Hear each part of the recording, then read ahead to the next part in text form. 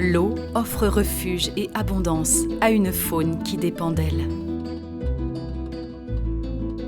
C'est ici que vit l'un de nos voisins les plus discrets.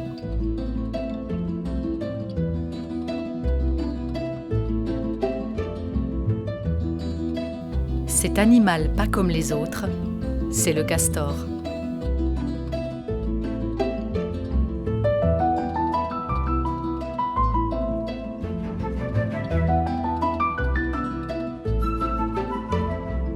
Pourtant, l'espèce qui a bien failli disparaître ne doit sa survie qu'à une poignée de passionnés.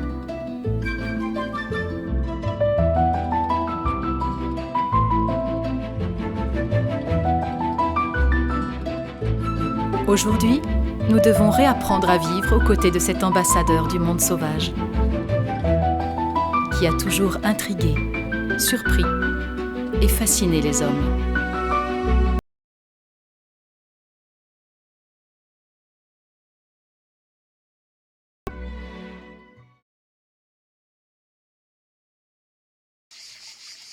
Autre différence entre eux et nous, la température corporelle. Les serpents ne pouvant pas réguler eux-mêmes leur température, ils doivent rester levés au soleil pour emmagasiner la chaleur nécessaire à leur activité.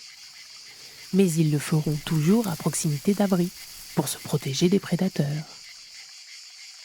Vous ne verrez donc jamais un serpent au beau milieu d'un parc urbain taillé au carré, ou sur un terrain de sport par exemple.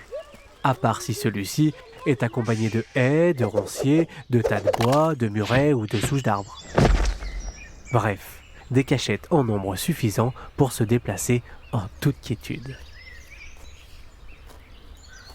Une fois ces deux conditions réunies, refuge et chaleur, le serpent se satisfait de nombreux milieux. Il peut même se retrouver dans notre jardin. Mais ce n'est pas pour manger nos enfants, non. Éventuellement quelques souris traînant dans le garage, soit. Mais la plupart du temps, il ne fait que passer pour rejoindre des terres plus accueillantes.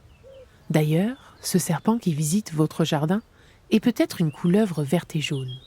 Cette espèce, très commune dans le sud-ouest de la France, s'approche parfois de nos habitations. Alors, qu'est-ce qui nous amène à sortir plus facilement la pelle que l'appareil photo quand on voit un serpent ?